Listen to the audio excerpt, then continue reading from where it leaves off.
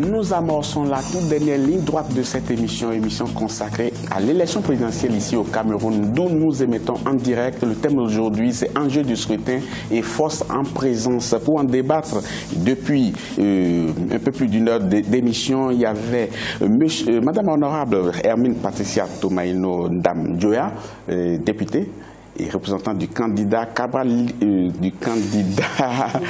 Adam Djoya. Adamou Ndam Djoya. Également sur ce plateau, M.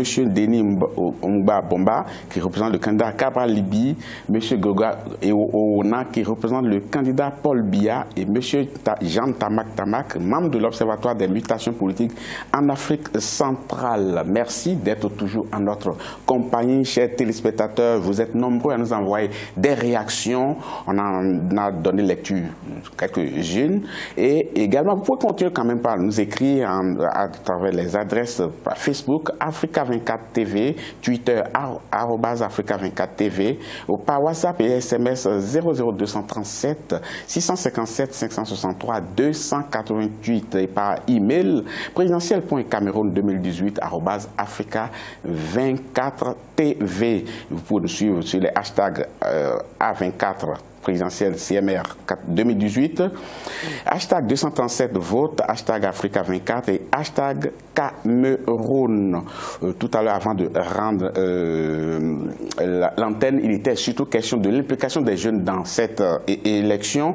Mais une question quand même très importante que je voulais vous poser, parce qu'on entend beaucoup de personnes qui disent le rapport de force n'est pas équilibré. Il y a le pouvoir, le candidat sortant, le président sortant qui quand même aurait une machine, une vraie machine électorale derrière lui. Mais dans ce contexte, Madame Ndam Djoya, dites-moi très exactement, est-ce que vous êtes consciente du fait que le rapport de force n'est pas le même? En fait, c'est une machine de confiscation du pouvoir depuis 36 ans. Et donc confiscation du pouvoir à travers les fraudes électorales. Parce que, comme je vous ai dit dès le début, après les élections de 2011, comme après toutes les élections au Cameroun, il y a beaucoup de fraudes, de bourrage des urnes. Et quand vous dites rapport de force, je vous l'ai dit tout à l'heure, vous avez vu les ministres, les directeurs, ils sont du ADPC, parce qu'au Cameroun, quand vous êtes de l'opposition, on jette le propre sur vous. Et tout à l'heure, il faut revenir sur les femmes. Vous parlez beaucoup de jeunes. Vous avez vu comment le RDPC traite la famille au Cameroun tout à l'heure quand il a indexé une famille au Cameroun. Vous avez vu qu'il dit qu'il y a un ministère de la promotion de la femme et de la famille. En tant que candidat aux élections présidentielles, notre quartier général a reçu près de 6 associations de femmes qui demandent qu'on puisse voter des lois contre les violences domestiques au Cameroun, qu'on puisse voter des lois contre les violences sexistes et qu'on ait au moins enfin un code de la famille. On n'a pas besoin de promouvoir la femme au Cameroun parce que la femme africaine, elle est déjà responsable. C'est elle qui nourrit les enfants. De manière très précise, répondez à ma question, est-ce que le rapport de force il est équitable selon vous? Sinon, qu'est-ce qu'il faut faire concrètement? Il faut réviser la Constitution, il faut réviser le code électoral. Non, dans le cadre de cette élection, je veux dire, dans le cadre de cette élection, parce que d'une manière ou d'une autre, on ne peut plus rien faire aujourd'hui. Avant d'aller les élections, on est en pleine campagne électorale. Est-ce que les candidats de l'opposition veulent toujours continuer à aller en rang dispersé? C'est ça la question. Vous savez, avec un scrutin majoritaire à 2 tours pour l'élection du président de la République, le problème est réglé démocratiquement. On ne peut pas forcer les partis d'opposition à devenir un parti unique, c'est de la dictature. Quand on dit il n'y a pas d'opposition, en fait il n'y a pas d'opposition, il y a des partis politiques d'opposition. Alors rentrez dans chaque parti politique d'opposition et voyez ce que ce parti vaut. J'ai dit tout à l'heure, si au Cameroun il y avait 10 partis politiques comme l'Union démocratique du Cameroun qui a réussi à faire un espace démocratique, républicain, à faire en sorte que des hommes et des femmes dans une région ne puissent pas regarder la corruption aux sorties du bureau de vote, ne puissent pas être découragés par le fait qu'il n'y a pas de profil de carrière dans notre pays. Pas de profil de carrière, ça veut dire que vous allez être un opposant, vous n'allez jamais être promu parce que vous appartenez à un parti politique d'opposition. Oui, donc, dans ces conditions, il faut renverser les choses, il faut voir les choses autrement. Regardez par exemple les CAM aujourd'hui, par rapport au financement, par rapport au temps d'antenne. Nous avons un média public, service public dans notre pays qui sert le parti au pouvoir. Que ce soit les publications de Cameroun Tribune, ils font la campagne de 5 h du matin jusqu'à 19 h le soir et le temps, entre guillemets, qui est équitable, c'est de 19 h à 21 h.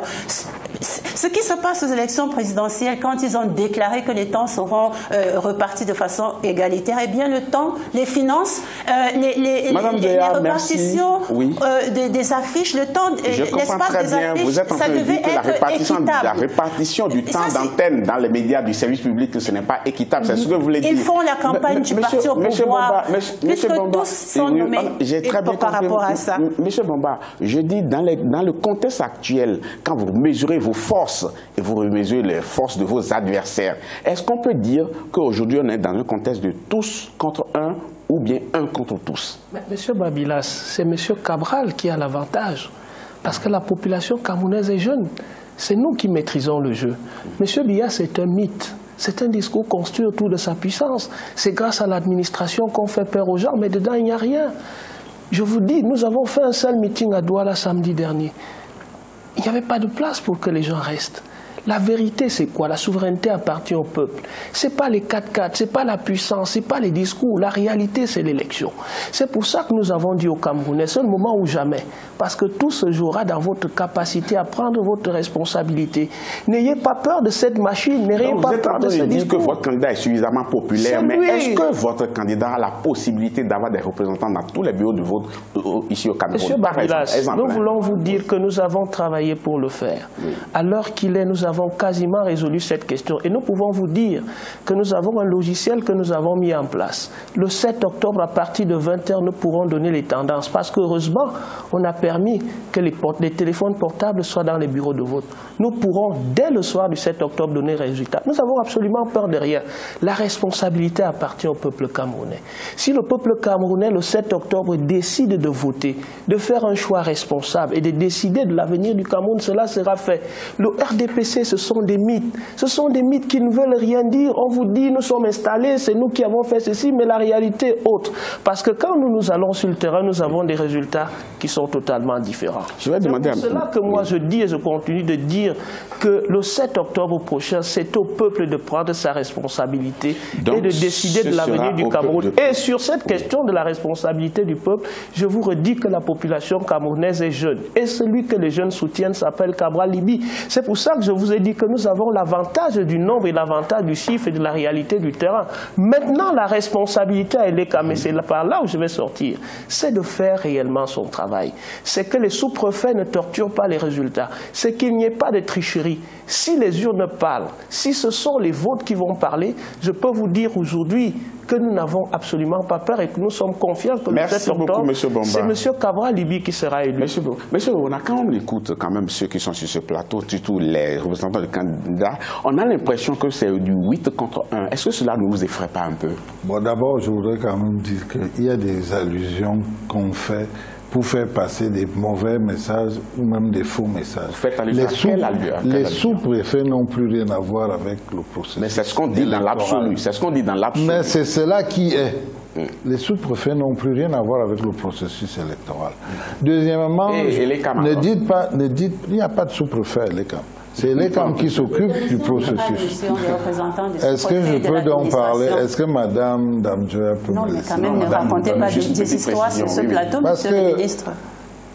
Il ne faut pas croire que nous allons éluder les questions que vous avez posées. Oui, allez-y, non, moi je voudrais vous dire que le candidat que je représente, que je défends ici, qui s'appelle Paul Biya, est aujourd'hui président de la République. Et la République ne s'arrête pas parce qu'il est candidat. Il assure et il assume ses fonctions jusqu'au dernier jour. Donc, il est d'abord président de la République, il est ensuite candidat. Et vous allez le voir bientôt aussi sur le terrain. Je voudrais vous rassurer.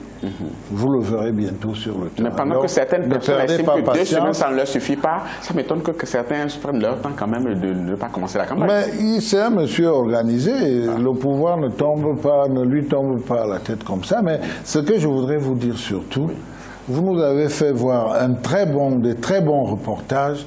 Moi, je suis très fier d'être Camerounais sous Paul Biya en voyant cela. Je dis ouf. Quand je sais qu'on ne pouvait pas parler dans ce pays, quand je sais qu'on ne pouvait pas se lever et dire quelque chose, aller tenir un meeting, vouloir challenger un chef d'État, je suis fier d'être Camerounais et surtout d'être Camerounais sous Paul Biya.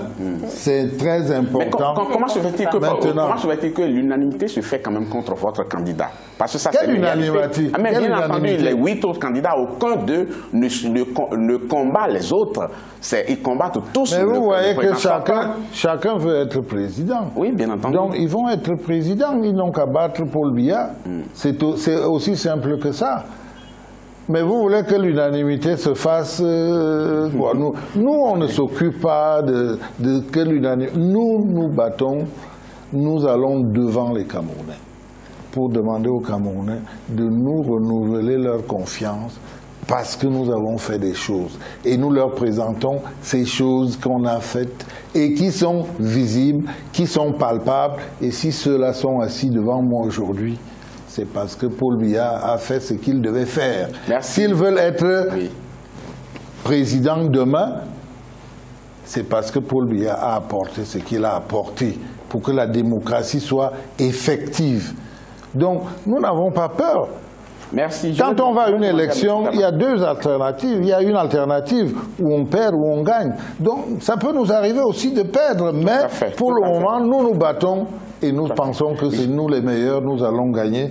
Parce que le programme que propose le président Biya est le meilleur, tout simplement. J'ai posé une question ici tout à l'heure par rapport à comment les autres candidats pouvaient se mettre ensemble pour conjuguer leurs efforts. Mais apparemment, les deux représentants de candidats sur ce plateau ont éludé la question. Absolument. Mais je vais demander d'abord à M. Tamak, comment est-ce que vous expliquez cette attitude-là?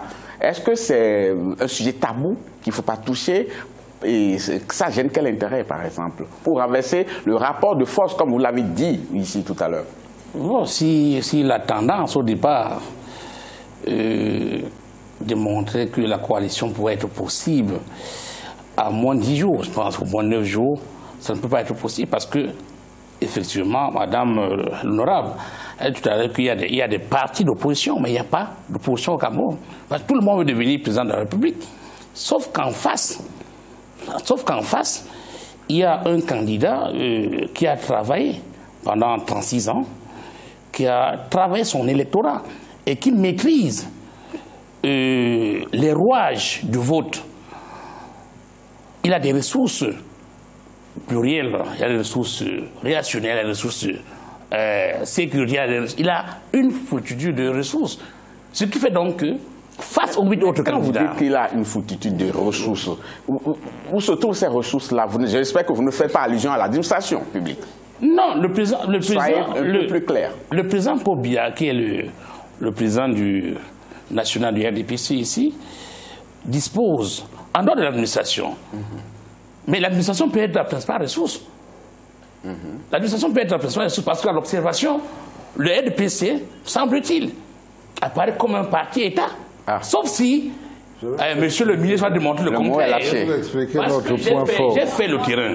J'ai fait le terrain. J'ai fait le terrain. En bon observateur de la scène politique, il se dégage que de nos jours, même si monsieur le ministre apportait un démenti tout à l'heure, qu'il est sur place, les 3/4 de l'administration est en campagne. Avec tous les moyens nécessaires. Ce qu'a démenti le ministre ici tout à l'heure. Oui, avec tous les moyens nécessaires. Ce ministre que vous venez de voir. Avec les moyens nécessaires. Quand je dis les moyens nécessaires, la logistique, les voitures et tout, alors que les candidats d'en face... Les moyens de l'administration. Je vais demander à la commission des droits constitutionnels... S'il vous plaît. Non, monsieur Bobo, ne parlez pas tous ensemble. Je vais donner la parole à madame Njoya. Quand on écoute cela, est-ce que cela ne vous effraie pas un peu dans votre attitude de vouloir aller seul pour faire face à cette machine-là? la machine de confiscation du pouvoir, pour des intérêts égoïstes, pour que des personnes individuelles puissent avoir des moyens. Au Cameroun, nous avons besoin d'écoles, de lycées, nous avons besoin de routes. Il y a 2000 lycées, je crois, qui ont été construits selon Monsieur le ministre, mais allez voir l'état dans lequel se déroulent les cours dans ces lycées et ce n'est pas suffisant par rapport à l'étendue du Cameroun. Nous avons besoin d'hôpitaux. Les femmes meurent aujourd'hui encore parce qu'elles accouchent, monsieur, parce qu'il n'y a pas assez d'hôpitaux, il n'y a pas assez d'infirmiers au Cameroun. Et quand j'entends parler de ce que le dieu Paul Biya, parce que, écoutez, monsieur le ministre, c'est Paul Biya qui a apporté la démocratie. Alors qu'en 91, il y a eu des marches justement contre le multipartisme. C'était le vent de la c'était le vent de l'Est qui soufflait. Le Cameroun était obligé d'engager la démocratie. C'est pas ce monsieur. Et donc, ce que je voudrais vous dire, ne quittons pas ce plateau sans parler de la crise anglophone, parce qu'il peut avoir tout réussi au Cameroun, mais il a détruit notre pays, parce qu'il n'a pas géré cette crise qui venait. Le Cameroun est en train de vivre un cauchemar avec le nord-ouest et le sud-ouest. Et on va aux élections. On va aux élections sans dialogue national. Une famille, monsieur le ministre, doit s'asseoir sur une même table pour régler les problèmes. Est-ce que vous trouvez normal qu'on aille aux élections aujourd'hui alors qu'il y a des personnes, des enfants, des jeunes, des femmes qui sont en train d'être tuées et que ce territoire camerounais échappe à votre Dieu? Monsieur, ça c'est la question que je vous pose. Vous avez tout réussi, mais vous êtes en train de... Vous êtes en train de... Monsieur le ministre, vous ne répondez pas. J'aurais répondu. Je ne réponds pas. Ce qu'on vit au Cameroun ne nécessite pas qu'on aille aux élections. Et par rapport à la coalition, monsieur, en 2004... En 2004, je vous ai dit, le docteur Adamou Ndamjoya, pendant 2 ans, a sillonné le Cameroun. Je dis bien 2 ans. Ils ont sorti un programme pour la coalition nationale, la reconstruction et la réconciliation. Et vous savez ce qui s'est passé avec celui qui a déserté à la dernière minute, et on sait dans les réseaux sociaux qui a payé ce monsieur. Ça, je ne reviens pas là-dessus. Donc, c'est pour vous dire que la solution peut être trouvée ailleurs. La solution peut être trouvée dans les voies démocratiques. Au Cameroun, le pouvoir législatif est inféodé à l'exécutif. Le pouvoir judiciaire, c'est le président qui est chef de la magistrature. Les 3 pouvoirs ne fonctionnent pas normalement. Mais comment est-ce que vous pouvez parler d'une république alors qu'on ne fonctionne pas normalement? Je vais demander à M. Bombo, puisque madame a pris tout le temps, elle n'a pas laissé lui poser la question. Je vais demander à M. Bombo. Madame parler toute seule des problèmes du Cameroun, monsieur le ministre. Monsieur Bombo, aujourd'hui, le Cameroun quand même vit une certaine crise, d'abord au nord par les terroristes qui attaquent le pays, et au sud-ouest également par la crise anglophone. Tout cela fait partie des enjeux de cette élection parce que ça fait partie des chantiers majeurs pour le prochain président. Vous, quelle est votre approche là-dessus? C'est vrai qu'il y aura un autre débat qui va se consacrer à ce thème-là, mais par rapport aux enjeux, où est-ce que vous placez cela, la lutte contre... D'abord, il faut reconnaître que c'est le bilan du régime actuel qui est tributaire de ce qui arrive aujourd'hui. Les pères fondateurs de ce pays ont bâti le Cameroun sur les principes de l'unité nationale et du vivre ensemble. Et ce qui nous arrive aujourd'hui, c'est une gouvernance qui a échoué dans la construction nationale, dans l'unité nationale, pas des atermoiements, par une gouvernance qui n'a pas respecté ce qui est fondamental. Aujourd'hui, nous pensons qu'il faut recoller les morceaux d'un Cameroun qui est aujourd'hui divisé. Cabral, président, le 7 octobre prochain, lui, il ira à Bamenda Abouya, dans ces zones qui brûlent, pour discuter avec les gens. Il faut discuter de la forme de l'État, il faut discuter avec ces Camerounais, il faut faire revenir ces Camerounais, des centaines de mille qui sont à l'étranger. On a l'occasion de demander quand même à M. Ona, comment est-ce qu'on a fait pour qu'on en arrive à cette grosse crise-là? Mais avant, je vais demander à la régie de pouvoir quand même nous faire entendre les Camerounais lambda à qui on a tendu le micro, qu'est-ce qu'ils disent des enjeux de cette élection. Les élections montrent à peu près la maturité du Cameroun en termes de démocratie. Nous sommes une fierté de pouvoir changer ce que nous voulons. L'élection présidentielle pour moi, un Camerounais vraiment natif de ce pays doit voter. Et pour remédier à beaucoup de choses qu'on a vécues depuis longtemps et qui ne nous ont pas arrangés. Je ne sais pas. Je préfère que le meilleur gagne. C'est une tournure des choses qui vont se passer par la grâce de Dieu à merveille. Qui dit élection, c'est faire un choix parmi les 9 candidats qui se sont représenter. Les élections, normalement, c'est pour le renouveau, c'est le changement de tout un pays. C'est une très bonne chose qu'on se retrouve 7 ans après pour renouveler ces organes. On a besoin d'un changement, et un bon changement. Les Camerounais ont parlé, cela se passe de commentaires. Je vais me tourner vers M. Ronan pour parler de cette crise-là qui couvre depuis un moment. Et certains Camerounais estiment quand même que c'est le résultat des frustrations que les gens ont enfui pendant longtemps. Comment est-ce qu'on en est arrivé là, très rapidement, parce que je voudrais d'abord vous dire que vous me laisserez quand même parler, parce que quand c'est l'opposition, vous ne les arrêtez pas. Quand c'est l'opposition, vous ne les arrêtez pas. Pas du tout. Et je voudrais vous dire, si c'est comme ça que ça marche, ne nous invitez plus. Ça ne nous enlèvera pas grand-chose. Je sais que donc, c'est pour ça que je ne me permets pas d'ailleurs de lever la voix devant vous. Moi, je vous dis ça très gentiment. Donc, répondez maintenant à ma question. Je voudrais vous dire que, d'abord, l'État n'est pas bloqué. Le pays a continué de fonctionner dans ces endroits. Parlez de la crise. Il n'y a pas de crise. La situation est très critique dans ces endroits-là aujourd'hui. Il y a eu des morts. Nous les déplorons. Il y a eu des malentendus que nous déplorons. Il y a eu des revendications et le président Biya a apporté des solutions. Mais au-delà de ces revendications, on s'est rendu compte qu'il y avait d'autres choses qui n'avaient rien à voir avec ces revendications. Il y a eu du banditisme, il y a eu du terrorisme, donc, il y a eu tout ce qu'on est en train de vivre. Le pouvoir en place ne se repose rien dans l'avènement de ces crises. Le pouvoir a fait ce qu'il devait faire et continue de faire ce qu'il doit faire. Le président a appelé tout le monde au dialogue. Dites-moi s'il y a un autre mode de règlement, un autre mode de meilleur règlement de conflit. Monsieur Ronan, on est à la fin de cette émission. On va faire juste un dernier tour de table rapidement, où chaque représentant du candidat ici va dire ce qui fait la particularité de son candidat, ce qui fait le charme de sa candidature. Madame Djoya, vous avez la parole. À l'Union démocratique du Cameroun, nous mettons l'être humain au centre de toutes nos préoccupations.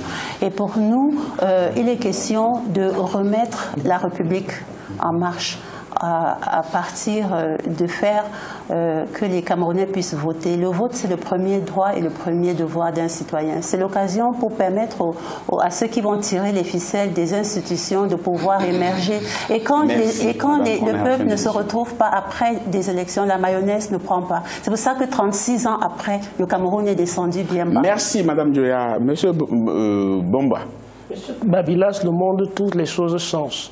Le Cameroun a besoin aujourd'hui d'un renouveau, d'un esprit nouveau et de quelqu'un qui redonne confiance à des Camerounais. Cabral Libi incarne cette nouveauté. Jeune par l'âge, ambitieux par sa vision et surtout il a un projet en béton qui promet aux jeunes, qui représente plus de 60% des Camerounais.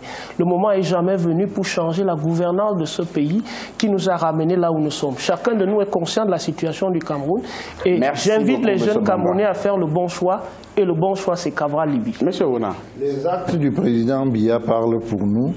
Les actes du président Biya parlent pour lui. J'ai énuméré certaines choses qui ont été faites. La progression dans la formation, dans le sanitaire.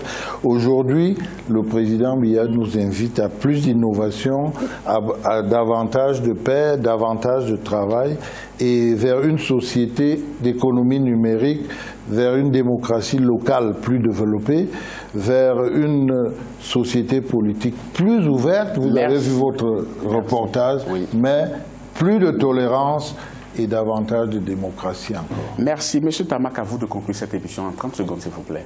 Peu importe le résultat au soir de 7 octobre, peu importe le candidat qui sera élu ou réélu, on souhaite qu'il y ait changement. Mais on espère également que la rupture que les uns et les autres demandent est un construit. Il faut du temps pour qu'il y ait rupture. Donc, en attendant les résultats des urnes, on souhaite une bonne chance aux compétiteurs. Merci beaucoup. Je rappelle pour cette émission, nous avons eu Madame Honorable Hermine Patricia Tomaino Ndam Djoya, qui représentait le candidat Adam Djoya. Également Monsieur Bombo, qui représentait le candidat Cabral Libi, M. Grégoire Ronan, qui représentait Paul Biya, et également M. Jean Tamak, qui a joué le rôle de modérateur dans cette émission. Chers téléspectateurs, ce sera tout pour cette émission d'aujourd'hui consacrée au thème des enjeux de l'élection et des forces en présence. Vous avez pu écouter les uns les autres sur ce plateau. On va donner aussi la parole aux téléspectateurs qui vous ont envoyé beaucoup de messages. Malheureusement, nous n'avons pas pu tout lire, mais nous promettons que demain, on fera beaucoup plus d'efforts pour donner lecture de beaucoup plus de messages. Demain, nouveau débat, ce soir sur le thème de la diversification de l'économie. La diversification de l'économie. Vos apports sont les bienvenus à travers les différents cadeaux que nous avons cités tout le long de cette émission. Merci, merci et prenez le rendez-vous sur Africa 24 demain. Et je vous laisse avec le grand plaisir. À bientôt.